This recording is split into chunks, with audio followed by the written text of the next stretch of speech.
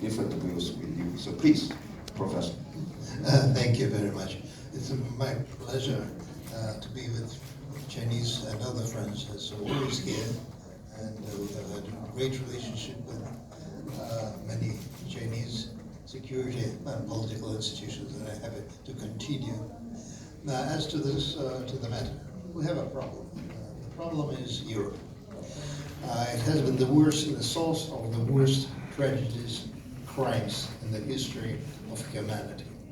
2 world wars in 1 generation. Unbelievable. Holocaust. And now they are running towards a 3rd one. That's a problem. It's a disease. On the surface there, the sign of these diseases is of course a NATO expansion. NATO used to be a relatively peaceful defensive organization. Then, after the Soviet Union foolishly stopped to deter it, it went amok.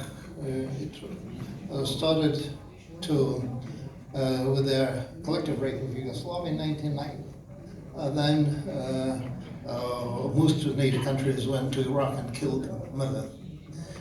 Then it was aggression on Libya, which is still going on. So it's, in my eyes, it's a criminal organization, it's a cancer. And this should be treated. We tried to treat it with words, suggestions. Now we're trying to treat it with surgery. Hopefully we could stop on that first. Second, the Ukrainian crisis is is nothing to do with Ukraine. The Ukraine crisis is about expansion of NATO and of the West,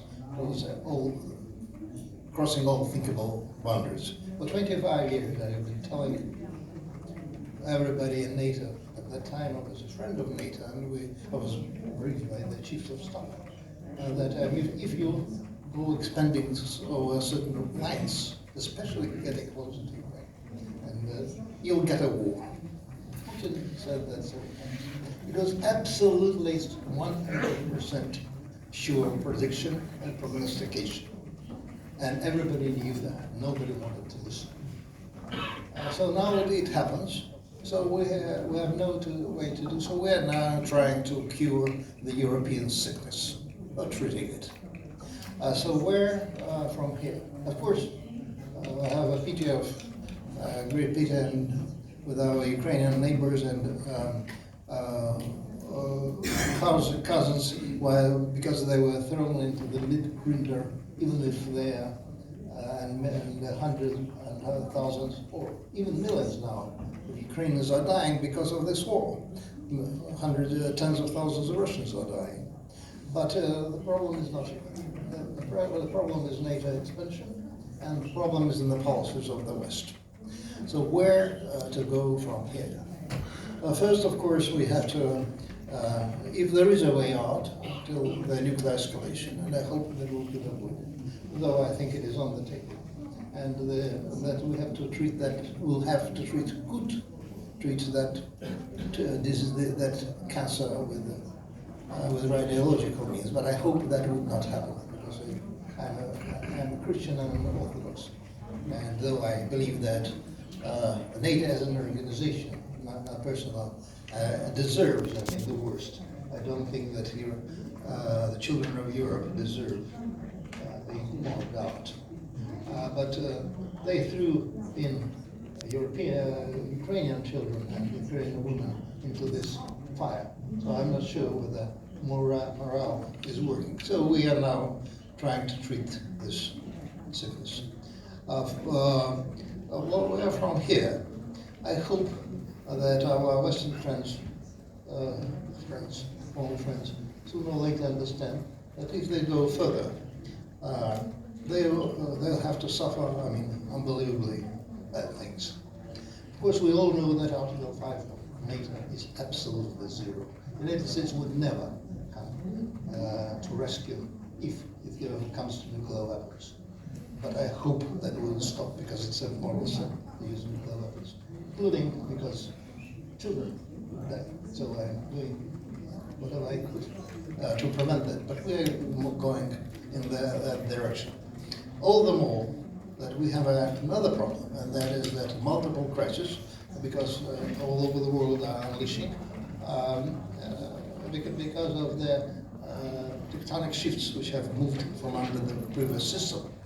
And we have to restore, so not with understanding that unfortunately they, especially the Western elites, but many elites in other countries, do not understand the dire threats we are facing. We restore at least, I mean, the fear of nuclear weapons. Nuclear deterrence stopped to work, unfortunately, because people lost mind. They forgot what crimes Europeans have committed to themselves and to the humanity. And they are have been driving for 25 years till the war, and now they are continuing that drive. Thanks God, of course, I'm very European culturally, but I'm a Eurasian, and we stopped our European journey at last after 300 years. So, what about Ukrainian crisis? There will be fighting. Then there will be escalation. There could be a piecemeal solution, but the problem with solutions are even in armistice, and I hope that it will happen somewhere. The problem is that we have to treat the disease, and the disease is NATO expansion. The only solution I see for this time being, we can have piecemeal to stop for some while, but then the war will resume, even with worse outcomes. Is to get an agreement that what the rest of Ukraine is left as a completely demilitarized, neutral country, with all kind of guarantees from, of course, not from NATO, but from Asian countries, because NATO is not reliable as a guarantor of peace. It will never come to anybody's help, as we all know. Professor? So, and then hopefully we should, after we live through this long period of 20 years, hopefully not that long active war in Ukraine, we should build a new system of the world of security, a Eurasian system. European security is dead. It was killed by NATO expansion. I hoped, I was founder of Institute of Europe, I hoped and I worked to build up a European security order. I even offered my president at that time, Yeltsin, to join NATO, so that NATO would become an all-European treaty, an all-European system. We were rejected as well. So now we have to treat the source of the problem. So, Professor, last sentence, please. That's it. Question. Okay. Thank you so much. Indeed, who killed European security? It could be a very good question. We will